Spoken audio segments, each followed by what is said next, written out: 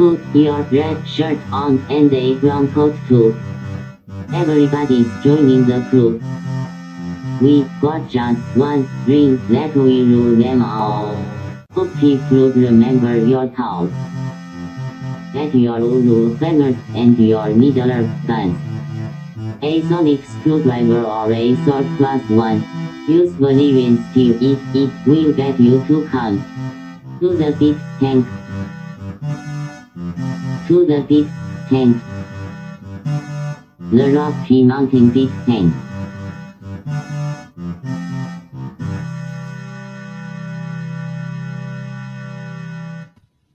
Hi, I'm Guy, Hi, I'm Troy, Hi, I'm Alex. and this is Geek Tank. your giant space magnet-sized podcast. So today we're going to discuss some interesting things that have come up with Finally. network- Oh, I'm sorry. with all kinds of stuff with your mom. Pre-planned. So we're going to talk about Dish Network's recent fine by the FCC. So do you want me to just start by giving some basic rundown information on it? Yeah, I'll launch you off here so you can, because you've got a lot of the super deep detail stuff. You know it. On Monday, October 2nd, the Federal Communications Commission, FCC, issued its first fine for space debris, ordering the U.S. TV provider Dish to pay $150,000 for failing to move one of its satellites into a safe orbit, which That's from correct. what I'm finding looks like it's above 1,000 kilometers or something like that. Yeah, so that's exactly right. The satellite in question was the EchoStar 7 satellite, which was launched in 2002. The satellite was supposed to go for 12 years, but they extended its mission out when it still had life in it after its 12 years, so it was extended to 20 years.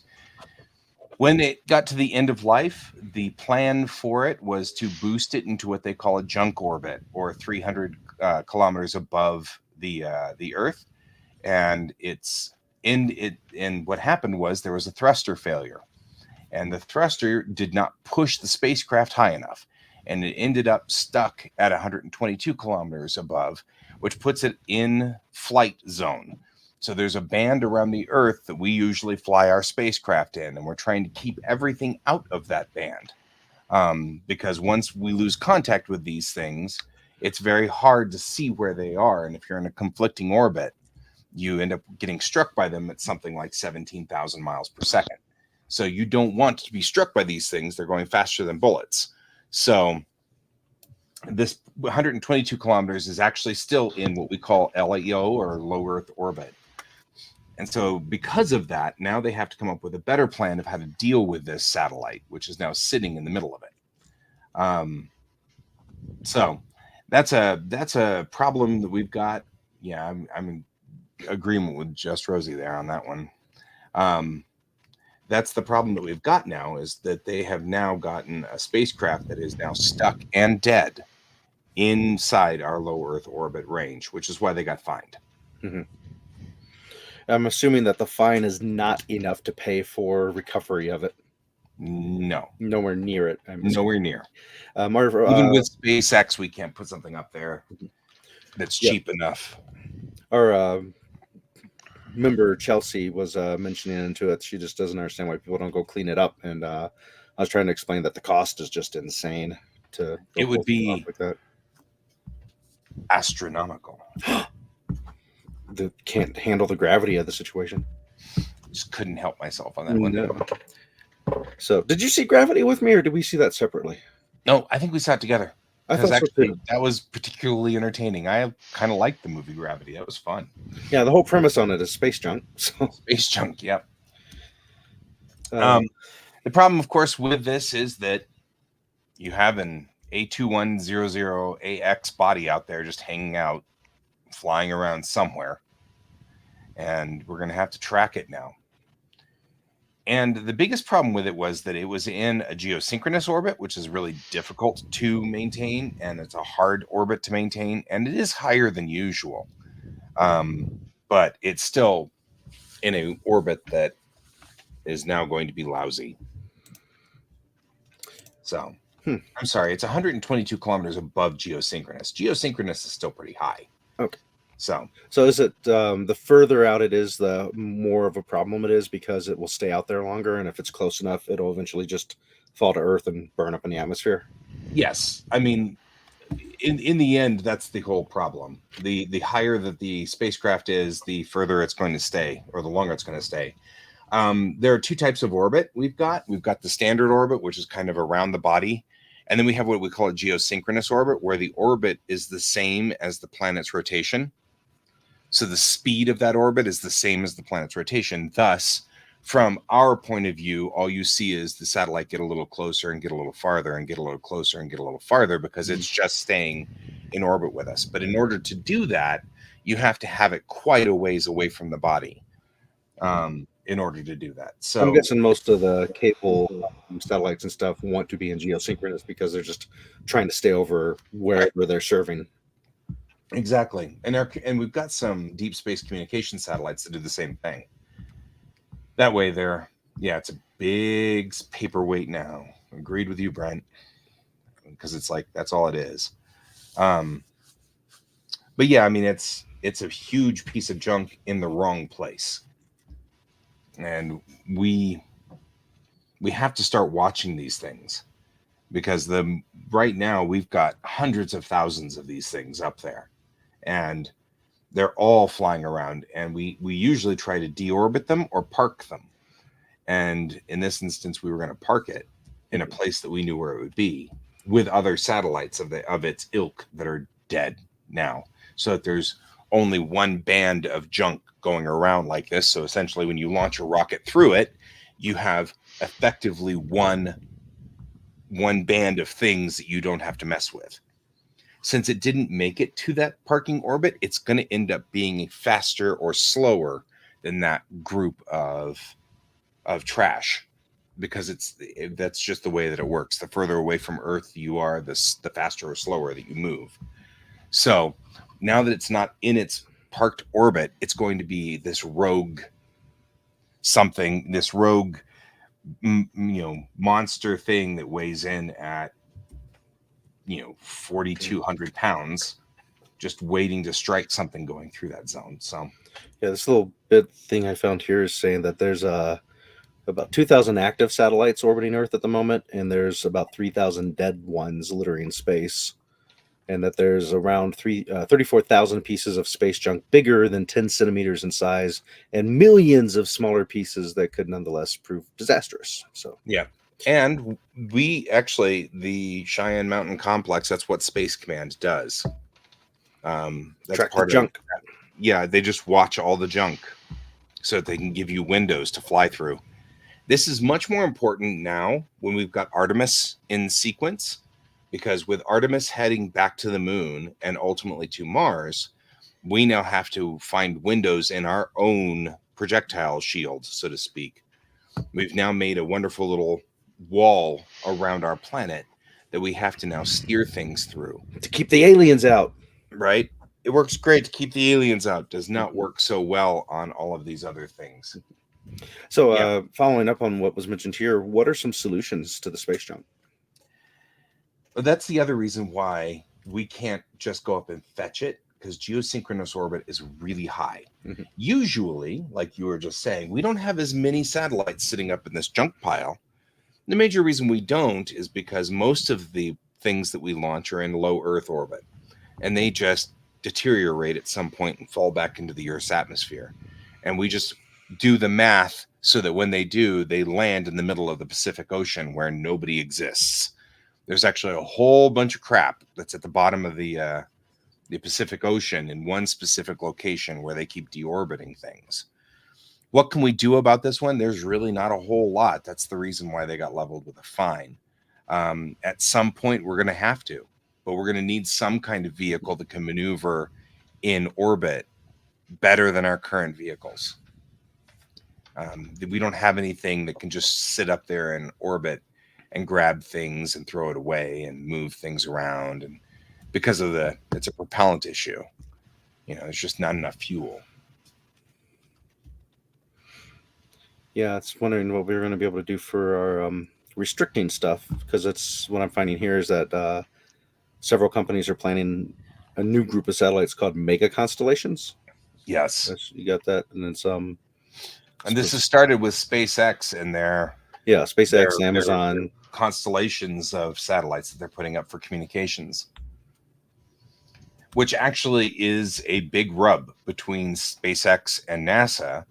And frankly, one of the reasons why there are issues with private companies going into space.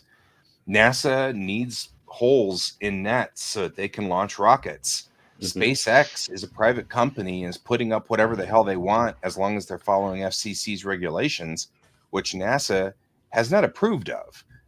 But now NASA has to ask permission from SpaceX to launch a rocket through their constellations or risk having a collision between the two of them. And so NASA no longer has the ability to do the things it needs to do to experiment, because everything now has to be negotiated with all these different companies. And at some point, you're just going to end up with exactly what Brent is saying, which is at some point, there just won't be an opening big enough. We can launch our next Mars mission sometime in 2053, but 2052 is out because there's just no openings in the grid big enough to launch a rocket through. So we're going to have to sit here for 12 or 13 months while we wait for an opening to open the grid. And that's what bullshit. The big concern is. And of course, the whole thing is, well, they're a private company. They can do whatever they want so long as it's within the rules. And we've got a lot of people who are against imposing rules like that, and this is the reason we impose those rules. I mean, who wants to care? Who cares about American hegemony and continued force projection around the world and into space? Let's just, right. Private companies stymie that. I'm sure it'll go well. Private companies are an issue. And they've got the money to continue with all the propaganda of saying, see, the government's bad. They're trying to keep us from being free. Right. When in this instance, they're going to ultimately make it so that NASA can't operate. Force readiness. It'll get fucking... when push comes to shove, I think that I believe that the U.S. government will sit there and put its foot down on it. Yeah, we'll get to actually experience the big space fight from Moonraker, but it'll be Elon Musk versus the United States or something. Who's Jaws though?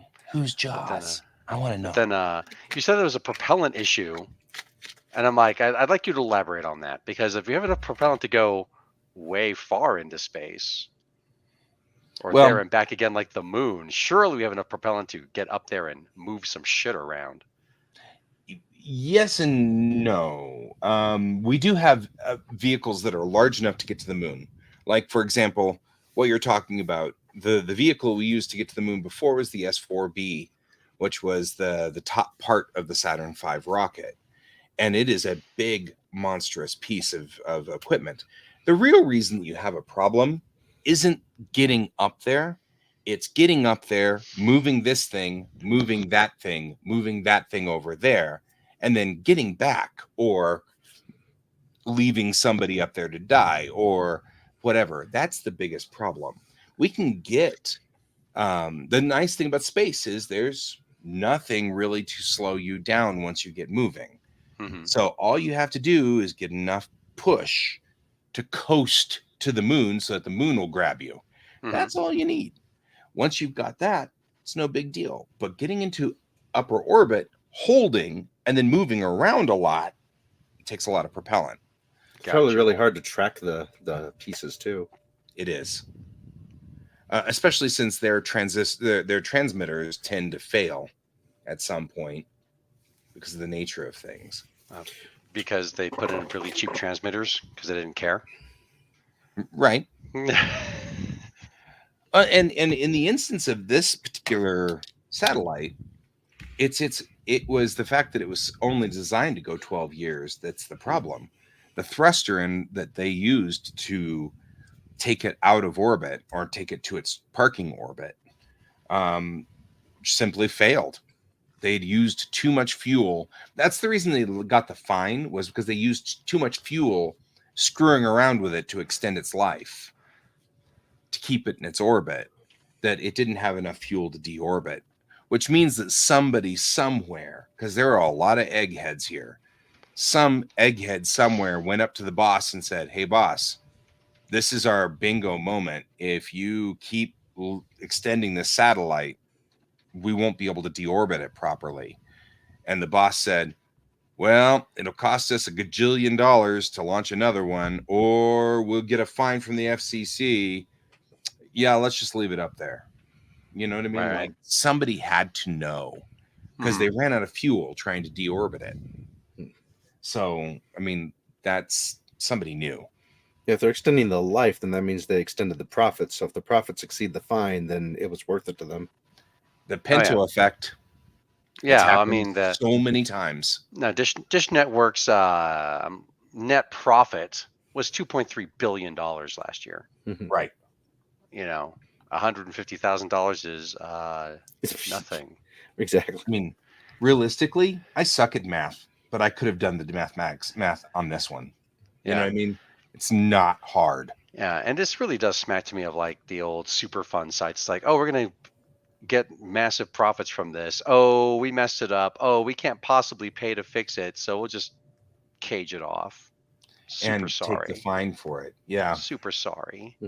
It's what we did with. I mean, that's what Ford did with the Pinto. If you can't fucking afford to clean it up, don't fucking do it. Yeah. Not wrong. Yeah, for those, you should go into that guy since some people might not know what you're talking about. So, the Ford Pinto was subcompact made in the 1970s. It is renowned for being a horrible car. I have driven one and ridden in one many times, and lived to tell the tale. So one of the problems with it, though, was that somehow during the design of the assembly line, they had developed a way of which the gas tank of the Pinto was very close to the supports of the rear bumper, so that sometimes if your tank was at a certain fill rate, because of course if you're running a full tank, it wasn't a problem, but if you were running a mostly empty tank, when you got rear-ended, the supports would puncture the gas tank and spark, causing the Pinto to literally explode, killing the people inside. So this happened enough that Ford took notice of it. They noticed that a lot of Fords were, and so they went back to the drawing board and said, what can we do to fix it? And it turned out that doing a recall on one of those cars, because that was one of their more popular cars, because this was during the gas crisis.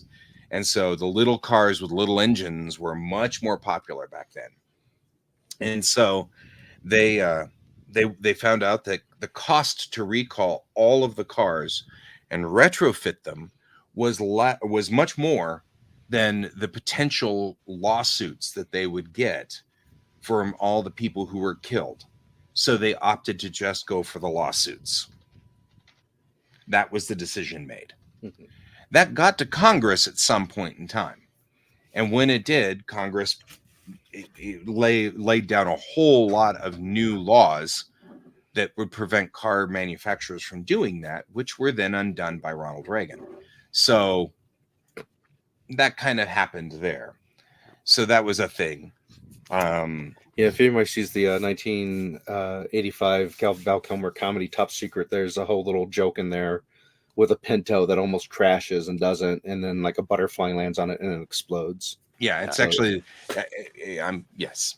There's no reason to correct you on that. It is a lovely scene. It is a great Fight Club, yes. Quote Fight Club. Should we initiate a recall? Take the number of vehicles in the field, A, multiply by the probable rate of failure, B, multiply by the average out-of-court settlement, C. If A times B times C equals X. If X is less than the cost of a recall, we don't do one. What car company do you work for? A major one. And what they're talking about is Ford. Oh, man. This is something that happens all the time with these large corporations. At some point, there comes a point where we become a dollar value, and each human life ends up literally getting a dollar value assigned to them. I used to know what that was. And And so that this is the same thing we're dealing with EchoStar here, which is it may strike a spacecraft and kill the astronauts aboard. They've done the math. Somebody's done the math. And they figured that the odds of that happening in the lifetime of Dish Network, at which time anybody would have to deal with it, are smaller than the cost it would take to deorbit the satellite properly. Yes. I'm with you, Just Rosie. Sorry, I'm looking at different screens. Yeah. So this is businesses, juries, insurance companies, hospitals, and governments measure human life in monetary terms, although they often don't put it this way because a human life shouldn't be reduced to dollars and cents, but putting a dollar value on a human life is inevitable, and in certain instances, we have no objections. Yes, inevitable. Inevitable. Yeah, it's saying it ranges from 1 million to 10 million is the current listing of what a human life value is. I'm guessing that's based off of suing somebody for wrongful death. Right. Oh, yeah. Brent has got some plot thickener to what's going on. No, he's making a joke reference to Mars mission. Oh, I remember that. Yeah. That's the reference he's making. So Brent is making a joke that EchoStar used metric instead of imperial for the fuel calculations, which oddly, by the way, is also something that occurred with a Canadian air accident, which happened in the 80s, or late 80s, early 90s that I just read about, which was fascinating. No, it must have been earlier than that. But whatever was the deal, they did the calculations for the amount of fuel the aircraft needed. It was Canadian. And of course, it was a Boeing aircraft that they were flying. They used metric. The actual Boeing aircraft needed to use imperial. They, of course, rated kilograms instead of pounds and ended up with the wrong conversion and loaded too little fuel. They flew the aircraft. It was a brand new aircraft. I think this was when the 767 just first came out or something like that. It was a brand new aircraft. They got into flight and started going, and then all of a sudden their engines started dying and choking on no fuel. It didn't help any that this aircraft had a problem with a fuel gauge. And the mission statement at that point in time was, if you don't have a fuel gauge, you use a timer to time how much your fuel usage is. So without the fuel gauge, they didn't know that they had a problem until the engines started hacking and choking out. So then they landed the plane, but they landed it in this unused Air Force base that hadn't been used for a very, very long time. Hey, and there was unfortunately a bunch of kids on it with racing their what do you call it, go-karts. And so this plane managed to land and not hurt anybody on the plane either. But they got this plane on the ground. And there's like all this footage, all these photographs of this huge plane sitting there with all of its slides down and go-karts like sitting in the foreground and kids standing around staring at it, Yeah. It was kind of a better than trying to have to land on a freaking highway. Yeah. Well, and Canada doesn't have interstates, so their highways aren't as airplane friendly as robust. Ours. Yeah. Ours are designed to take an aircraft. Yes. Interstates take it, are. baby. To all of the aircraft. All at once, baby. Just saying. Mm-hmm. Readiness. Real. Thrusters deep. But no, yeah, that's crazy. Oh, man. You know what else is robust? It is. Our sponsors. All of our sponsors. I don't know if that's a good thing or a bad thing. I mean it as a good thing, so hopefully they take it as a good thing. All righty, guys. Just so you guys know, Geek Tank is sponsored by Geekway Homes and Kieran Games and maybe Do-Gooder Games, which is still watching our Patreon there, Do-Gooder. Still watching our Patreon to see, and your mom. Your mom. That's right. Who pays us in different ways. So, all right. Turn that clicker off. So cool. the thing that the fine got me thinking about when I'd heard about it too was about how fines are sort of saying, we don't think this is a thing you should be doing, but we're not really going to punish you. unless if money means something to you. And at that level, as mentioned, a $3 billion company getting $150,000 fine would be like guy punching my kid, and I'm like, dang it, guy, give me a quarter. Right. It does feel kind of like that too. I mean, it really does. Mm-hmm. Being driving instructors, I thought maybe this would be something interesting too, because we talk about fines for getting a ticket and stuff with the kids, Right. and how that could really screw you up on your finances if you're living by yourself, paying for your own apartment, going to college, and all of a sudden you have a fine that you weren't counting on. And if your budget's really tight, that hurts. Yeah. And it got me thinking about how fines really are just a punishment for poor people. Yes. Yes. So, which the space thing, FCC thing, feels like it needs to go somewhere different if they really want to make it stop happening. Yes. Go clean up your room. Yeah. Go clean up your mess. Mm-hmm. Like, you're not allowed to launch any more stuff until you fix this. Right. Ah, man. And I agree. I mean, it does feel a lot like that. It's just I know that it's crippling to people to lose their license to not be able to drive, but rich people, that'd also be a thing. If you're rich enough, you don't even drive. You just hire other people to drive you around. Mm-hmm. Oh, my driver got fined and lost his license. I'll just hire another driver. Right. Yeah. Yeah. All sorts of little fees and such that come up. Yeah. If you have enough money, that doesn't matter. Yeah. Mm-hmm. Oh man.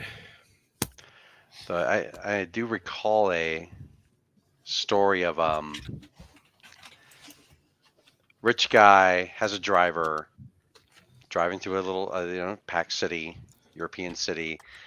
Suddenly the situation looks like it might be like a setup in a movie, like, suddenly this thing stalls in front of them, another thing comes up from behind, and the driver just makes the decision like, I'm out of here, boom, and like just drives it through, wrecks some shit, manages to like not kill anybody. I don't even think he really severely injured anyone, but gets out of it and everything. Turns out it was just some weird coincidence. Right. And so, but they still get hauled into court, and the drivee, the person who hired them, is like, okay, yeah, no problem. I'm here. Here's a lawyer. Everything's going on. Yes, he did these things. I was in the car, and here, what's the fine? Here's the fine. Pays it off, and then because the driver was doing what they were supposed to do, keep him safe, and not hurt anybody that didn't need to be hurt, he's like, by the way, you get a raise. Nice. He says, yeah. Was this? And was just this that kind of in stuff just aggravates me. was this in New York? I don't remember. I thought it was in Europe somewhere. Okay, it probably was. I heard of a different story, and I'm pretty sure it's a completely different story. But how there was a person who was a driver in New York, and he's in the what do they call it? The fashion district where they sell all the material and everything. Yeah, And okay, so maybe it is the same story. there were some people who were like moving things of like big racks of clothing, and it just looked like it. Maybe it was the same thing, because I heard this years ago from another driving instructor when I used to work at a completely different driving school. And that, because unlike the driving school we work in now, where we hear completely different stories. We do, yeah. That instructor used to do defensive driving as a personal driver, and that's how he knew the story and had told it to me. So I'd like to mention what Just Rosie on YouTube, Just Rosie 5 mentioned. Several European countries use an income-dependent fine system, with wealthy violators paying a higher traffic fines than lower-income traffic offenders. Finland, Sweden, and Germany are the ones listed among there. Yeah. So, that would be markedly more. Well, I mean, and to some degree, that's what happened. I mean, me as a poor YouTube personality on Geek Tank, having to, deorbit my satellites. Yeah, if you lost a satellite, you wouldn't survive that much. For appropriately, it adjusted appropriately. Well, I mean, it's not like you're launching satellites, Guy. I'm sorry. Yeah. I'm going to break it to you. Not today. Not with that attitude. The 2-liter bottles just don't make it that far when we pump it full of oxygen and launch it. Right. It's not the up I've got a problem with. It's the sideways that I have issues with. But yeah. That's what she said. Okay. You were heading there. I know what you meant. So, yeah. Yeah. And then I think one of the other comments earlier on was that like they just didn't want to see Dish Network put the cost of the fine onto their customers. One, of course they're going to. Yep. Two, I also looked this up. Dish Network has subscriber numbers in the over 7 million. So That's they actually will not pass, as much as I would have expected. they will pass it on. I'm sure they'll pass it on to their subscribers, and it might be, the subscribers should not even notice it, unless of course Dish Network says, "Oh, we had to do this. It's so onerous. We're going to charge you $10 more each." Yeah. For We're very reasons, sorry, but for the fine, right. all 7 million of you. 7 million times 10 equals 150,000, right? You're not wrong there either, just Rosie. Rosie's saying that the system, as it is here in the U.S., encourages narcissistic public behavior. Mm-hmm. Like Yeah, they know they affluenza can just buy their way defense. out of it, so Mm-hmm. why worry? It's the cost of doing business. Yeah. It's a fucking racket. It's the mob. That's exactly how Ford saw it. And it was, I mean, the only thing that stopped them was the fact that they got caught. Earlier, they were making there was a car called the Corvair, which was also horrible. The thing is that this is not the first time anything like this has happened, even in the auto industry. There's actually a movie out there with Beau Bridges called Tucker, a Man in His Dream. And the whole movie is about how this guy said, I'm going to make a car. And you know what? I'm going to actually add these things like seat belts and maybe glass that isn't plate glass, but rather will like allow you to pass through it. And all these cool things. And everybody went, that will raise like all of the prices of our cars by like another 50 or $100. Nobody will buy them. We're going to run them in a business instead. Yep. And so they Unsafe did. at Any Speeds. Ralph Nader. Unsafe at Any Speed was the book about the Corvair. Mm-hmm. Because it rode over, right?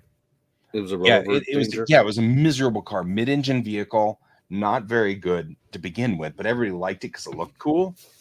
But it also had all of the things that I was just talking about. And you have to understand the 47 Tucker. There's only 50 of them, and all 50 of them are still. I think 48 of them are still working today.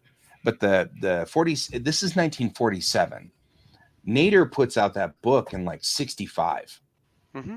Right. And that book is talking about how specifically the Corvair, one of the biggest problems that the Corvair had was in a collision, people would fly through the windshield, the glass would shatter this way, and then as their head passed through, they'd fall backward, and the glass would then just literally guillotine them. And it was like everybody thought, well, that's just, don't drive so fast next time. You shouldn't crash. Don't drive so fast. Yes. Let this be a lesson to all the other people. It is a responsibility of the driver, not of the car that we designed to decapitate them. And that's what Nader was talking about. And he writes this book about it. And Congress reads this book and goes, oh. And at this point, Volvo, of all people, is already starting to put seatbelts in their cars by default. And so here comes these Volvos that are already safer by default, just coming off the line. They're taking some of the lessons from Tucker and implementing them. It's just fascinating, this whole thing. It's fascinating in the way that a train wreck is fascinating. You know what I mean? Like, you're horrified and interested at the exact same time. You know what I mean? Like, here go all these cars off the track. Oh, that's fascinating to watch. Oh, those are people dying. Oh, this is horrible. Like, it's just so weird. But yeah, there's a dollar value on us. There's a dollar value. Yeah, I think you can watch either the whole thing or segments of the Corvair thing on YouTube. Oh yeah, That's one of those where I remember our it's, the Sears driving school that I worked at. We didn't have as many restrictions on what we were showing in the classroom as there are now. And one of the things we showed the bits of the court case of that happening with Ralph Nader, yes. which is how I had first heard about it. Was like, oh, isn't that the guy that tried to run for president? Yes. was I voted for him because of unsafe at any speed. I mean, like, just because of that whole thing, that was where I put my vote, even though I don't even remember what party he was with at the time. But yeah, that was totally my thing. I was like, I'm in. I think it was independent, but I don't remember. Yeah, I think he was independent too. I also think that today he might have been considered relatively liberal, but I think at the time he was conservative, because I remember my dad was in agreement with me and my mom wasn't. Your mom. And so mom was liberal and Your dad was conservative. So Oh, and then that's how you came out. that's how I Well, came out. Nader's known for really trying to it's like a stand up for the little guy. Yeah. That's why I like him. Try to take corporate I like power, him. take him to task. Mhm. And like I think he and his group started the Museum of Tort Reform Law or Tort Law Mhm. several years ago and such. So Torts. Sorry. Yeah. No, and anybody. So we're at 9:40. Yeah. It's interesting how I don't know.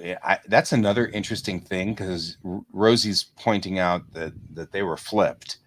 And their dad was liberal and their mom was conservative. I know that was common before. I don't know if that'd be as common today, with everything so polarized and everything so, like, it's become an odious thing to be one or the other of those. You have to find somebody politically aligned relatively the same as you. Well, it's gotten so heated. Yep. That just splitting further and further apart. So, gotta have people that you want to be with. Yeah. No, and that's fair. I mean, there's nothing wrong with it. I'm just saying that's interesting, because I don't know if that would. I don't know if that's a positive thing necessarily. You know what I mean? Like, I don't know if that's necessarily. Yeah, I've been reading this book on the history of racist thought in America, ideas and thought, and then of course that's light policies reading. and laws. No, it's not. But I'm being sarcastic about it. I know, but no, it's like I was just reading about they were talking about Jack Johnson being the first black heavyweight champion, and such, and like Jack Johnson was probably like the first super famous person to be in a interracial relationship and marriage. And they talk about it like in the book a little bit. It's like, there's many more people were engaging in this, and there was all sorts of, kind of the wronger it is, the hotter it is going with it. But it's also like no one really knows how much actual affection or love or the depth of the relationships those people were in, because only those people know that. Yeah. Is that a stamped from the beginning? Yes. Green. Okay, it's stamped from the beginning, the definitive history of racist ideas in America, for anybody who wants to look into that. Yeah. 4.8 stars. It's got some good stuff in it. Yeah. I'd read that. Yeah. That sounds fascinating to me. Yeah. Definitely sounds like something I'd be interested in. He's cool. I got a copy of it. I'm like 2/3 of the way through it right now. Mm-hmm. So, but cool. Going in for a degree that's very similar to this thing, so and that kind of information, definitely a thing. So. That's funny. They don't discuss politics. No, I remember, like, I don't know, Mike. I'm trying to think of the whole parents thing. Yeah, I'm a military brat. My dad was outspoken. Yes, but he was also like, he was very much more along the lines of, like, I'm voting for this. I would like to vote for this guy because this is the person who's most likely to leave everybody the hell alone. That's fair. He's also the guy who's like, when we first moved here, we moved to Colorado. We first moved to the house in October of 1991. And, he gets the paper. And so he gets the paper and, like, he comes home and he's working a long day, has a beer or two. And I'm like, Promise Keeper rally at Mile High, looking for men who are red hot for Jesus? looking at this. And it's on the front page. My dad, he's like, yeah, red hot for Jesus' ass. Right. You're like, well, that's a thing. I'm like, great. I love it. I don't know, Yeah. man. He No, cracks me up. Yeah, good guy. But no, Yeah. so wow, we got like 20 minutes left. Anybody done anything cool nerd wise these last week or so? Went to a friend's party. Yeah, weirdos. Full frontal nerdity. That was definitely nerdy. Played I did Magic. finally finish my Rise of the Machines deck that I've been What? working on forever. You're But a fucking I'm sure liar. that it's probably broken, so it's going to have to be one of those. Please go easy on me. But Whenever it lasts we for like play a couple years. That like you're like, let's get together and play Magic. You're like, I'm still building my deck. That's what he I was don't doing. think it's At been a the couple of years, but it Still- certainly has been a while. It feels like it's been a couple of years after we get together to play Magic. You're like, I'm still building my deck. Yeah, And I I'm know. like, and I figured it was just for you. It was like your project car. The car's never done. The car is never done. This deck is never going to be built. It's like, I It's just had to built. order a I just special have no part idea from if it'll work. Belgium. I can't even read Belgianish. What the fuck is it? Oh god. I can't read Belgianish. I mean, It's like just the Belgians vibe I speak was getting. French. They speak all sorts of things, but no, I mean, I was just saying that was the kind of the vibe I was getting. Oh, I love it. Yeah, the copy of Mr. Torg. That sentence had too many syllables. Apologize. No, it's like cool. That was cool. I'm great. Happy to play against you. Yeah, we did tabletop role playing after Magic the Gathering. It was great. I think I'm going to return to that game at some point soon. So I hope you guys are prepared. Before they all die? Before everybody dies. I hope you're all prepared though for Ivy to return. You have to be return. You have to be prepared. Yeah, Ivy's been going through some changes, so outliving in the world with Carissa. Carissa, yeah, that's actually when I was like, come on, Carissa, explain it all. Yeah. But yep. Yeah, no, it was cool. We had some good stuff in the game, and yeah, I had fun. So speaking of, I guess like not to get into too many details, did you have good interactions at the party, Guy, that would make you think that you would have a good feeling about coming back to game and stuff? Yeah, I mean, I'm feeling in that, and exactly the reason you're asking for that. Yes, I actually feel like I think I'm not likely to stab random players for random reasons, which was kind of the reason I stepped out. So okay. The minis for the game that Bob mentioned look really good. Cool. I'm haven't dove into Borderlands like everybody else has, but I can appreciate good looking miniatures. Borderlands is so cool. That's what I keep hearing. But I'm happy to be your Sherpa through Borderlands 1 and 2. Anyway, I should probably actually get around to playing 3, but I haven't done so yet. Oh wait, I talked about Stray Gods last time. Wound up getting it. Decided, you know what? Let's spend full price on this. Let's give some good support, and started playing with Nova. And Nova's like, I don't know what decisions to make. I'm like, okay, this is frustrating me. Let's try to do something else for a minute. And I was thinking about it. I was like, you know what? Because it's all decision trees, and decision making and questions you ask and stuff. It's that there's no combat. There's like so far it's very led on exploration, about exploring this murder mystery. And so I'm like, you know what, kiddo? Here's what we're going to do. I'm going to put the timed answers on, and it's only for certain ones, and you're going to play, and this is your game. You can play it however you want. But remember that sometimes not making a decision is still a decision. Mm-hmm. Sometimes not acting is still action. And go for it and play however you want to. And so she has been, and I've been watching her play and stuff, and been trying to figure out who the killer is and stuff. It's been cool. I hadn't heard of this. It's Stray Gods, the role-playing musical. Yes, it's a musical game, and not like a rhythm game like DDR or Guitar Hero or something. It's like she's So the conceit is to recap for those of our new audience members, your character inherits the powers of a muse, and because now you're a muse and have these powers, these abilities, you get kind of folded into the remnants of the Greek pantheon. It takes place in the modern day, and you can inspire people to sing and dance their feelings, and it works in universe because you're a muse. You're a muse, yeah. And unlike like when you're like other things try to do this, and it's sort of like, why are they all dancing and singing all of a sudden? It's like because. Just because, And just this accept one, it. this one because you're a muse and you can sit there and be like, you know what? I need to get to the bottom of this. Time to sing. And go for it. It's been cool so far. We just finished Act 1 tonight.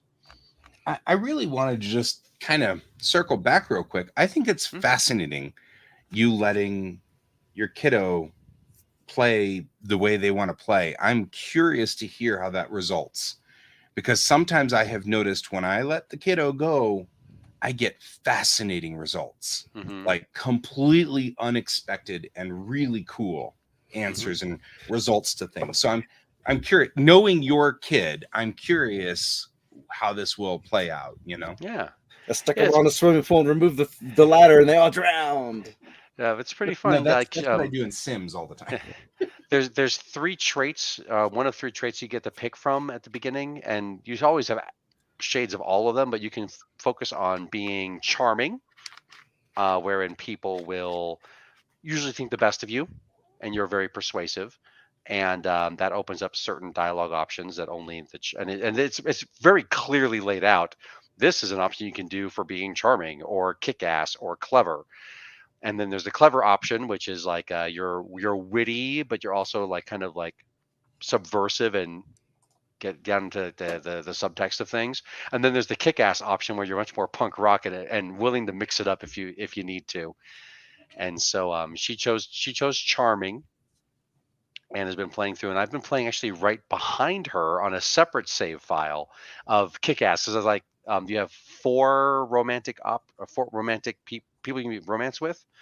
And I was like, one of them's immortal. And I'm like, I'm playing as Julie. She's gonna go for it. I'm a god. I'm gonna take kick ass. That's awesome. And I'm taking my mortal lover with me. So but Nova picked so I mean, and there's you can of course romance no one or you can try to romance everyone. And so far the only person she's actually done a romance option with was with Persephone. Which was interesting. I'm like, huh. Because That is Persephone interesting. has a very strong, if you're familiar with the She-Ra show on Netflix, Persephone is a very, at least in her art style, like her character design, is has a little bit of Catra going to Princess Ball. Yeah. Oh, I remember that episode. Yeah. And so she is definitely she's a woman, but she's tall, and being tall, she still wears heels, cool pants, cool jacket, short hair. Mm-hmm. It's cool. It's That's cool. So, see what happens. That is pretty cool. Cool. So Troy went to a party. Mm-hmm. And Alex played everyone some was video there. games. You were there, and you were there. Yeah, it's weird. Yeah, just and no spoilers, but gotten farther along in the God of War 2018 version, and very impressed with where it's been going. I think I'm about 3/4 of the way through. Nice. And some good stuff happened in it. Very happy about it. Though I keep on expecting that at some point, like the original God of War music is going to start playing, because that music was great for getting pumped. Yeah, I used to have a workout mix with that stuff on and be like, I'm getting kind of tired. Like the God of War music was playing. Like, no, go more. Must go a little Must farther. lift more. Must run more. Using giant metal chains instead of ropes. Right. Yeah. That's awesome. Yeah, So hilarity. other nerdy thing that I did is over the weekend, Nick had some friends spend the night and they played Warhammer because they like dove into it. Warhammer 40K. Yep. Ooh, And Super Nick- Warhammery. Nick got his first experience with somebody who was just way too into a game. Like did all the research, knew all the rules, and very much a spike in that they were wow. kind of teaching, but not being super forward with all of the information that they should have been. So, been there, done yeah, that. get all your guys together in a cluster. I have artillery. Why didn't you tell me that beforehand? Because I wouldn't have been able to just blow you all up really easily if I did. See, I won. Now I you've won, learned haha. something. And I so don't want to play with you anymore. that's right. I told Nick, I'm like, look, you got 2 options here. You can either not play with him, or you can, thwart him at his own thing. Outspike him. Outspike him. If those are your 2 real options. There is either, or your third option is just play like an idiot, so he gets tired of killing you all the time and realizes it's not a challenge. Oh no, you beat me again. So I played a few games with him and showed him how like a good opponent should be in that, and I won the 40K game, and we did the fantasy version of it, and he won the fantasy version of it, and he Nice. actually was picking up on what I was telling him. I'm like, it's not the secret to the game is not all about blowing up your opponent. They put in these little missions, so if you can achieve the mission goal, even if all your dudes die, you win. Mm-hmm. And so even though I had murdered almost all of his guys, he still had more objective points than I did, and he won the game. So I'm like, Yeah, that's how you do it. He captured the flag. Yep. Nice. It works. Hey. At some point, I need to talk to Brent and Guy about their 3D printing experiences, because he's looking into possibly getting a 3D printer, and I told him there's a whole lot to it, and it would be good to talk to people who own them and have printed with them and stuff. Yes. Yeah. Which reminds me, I want to print more with mine because I have a whole bunch of more tiny spaceships to make. Mm-hmm. There's just, there's too many spaceships, not enough time. Mm-hmm. Oh, did both Fantasy and 40K there. Did the he played the Tyrannid? Not I wanted to say Zerg because I'm a StarCraft player. Zerg. He played Tyrannid. Really, they're Zerg. There's Zerg. And then he played the Skaven for 40K. The rat hordes, which is like rat Tyrannid, basically. Ratinid. Yep. Any case, steep learning curve for 3D printers, I'm sure. I was telling him that the things I know about it from Guy is that they're stinky and complicated enough that you won't find yourself printing all the time. Right. Well, Guy has also. I'm not hot on the fumes, so that's what stopped me from. Yeah, could be the stinky part. That's the stinky part. Not. Weren't you? But I mean, like, had the fumes not been a problem, I would have printed a whole lot more by now. Weren't you and Kevin trying to design some kind of system to funnel that out? Did that happen or not happen? It didn't happen. It never got there. The printer's still just sitting here, hanging out, waiting. So, the good news is with resin printers, it's about hours on the LCD screens. So that's the thing, because the UV light ultimately damages the LCD screen, and so it uses, how LCD, the liquid crystals, like our old digital watches. Mm-hmm. The whole point was when you electrify the crystal, it turns transparent. So that's what they use. They've got a UV light on the bottom with an LCD display on top of it, and then it just opens up certain parts of it and exposes the resin to just that section of UV light. But the UV light ultimately damages the LCD screen. So one of the things you need to do is constantly have in your budget a new LCD screen for those printers. But it's all about the hours that it's running those LCD screens. So I've had this for a year or so, a year and a half now, and I've only printed like 5 or 6 times on it. And that's still okay, because it's the mileage, so to speak, not the age, So, but that's what I'm going to do is I'm going to, Bob's using a soldering fan. I'm going to redesign my workspace with a 3D printer in mind. So it will be able to find a window and exit from the window, the fumes. That's my, once I set up my new workspace, that's what's going to happen. So it'll be included. So, yep. Minis. Yeah, I mean, really, honestly, legitimately, that's what I'm looking for, as minis, spaceships. Mm-hmm. Yeah, he's like, spaceships. I found one for $300 and one for $2,000. I'm like, that's a little bit of a difference there. How about we find out if that difference is really worth it? Yeah, I mean, part of the problem is that what that probably means is one prints on like an area of like 3 by 5, and the other one prints on, 1.5 foot by 1.5 foot. Like it's like the weirdest stuff. So yeah, I mean, that's the thing, Rosie. I mean, that's certainly what's FDM versus resin? So FDM that's the one that does the layers of filament. So when it lays down, it's a Mhm. printer head effectively on a stage, and it has a spool of effectively it's ABS plastic. And what it does is it heats up the plastic on the tip and then lays that down in the pattern of whatever you're doing. The better the FDM printer gets, the more fine detail you get out of that plastic. But the biggest problem we've got with it is it's not good for minis. No, At the size of minis, you've got too little detail Mm. because you're limited to the width and the height of the spool of plastic coming in. okay. So, Because I'm pretty sure minis is what Brent primarily prints. So he's printing stuff. Well, and I mean, Ian, who also is regularly with us or regularly in our group, Ian's problem with the printers generally is what he does. He uses a type of filler primer that's just a really thick primer.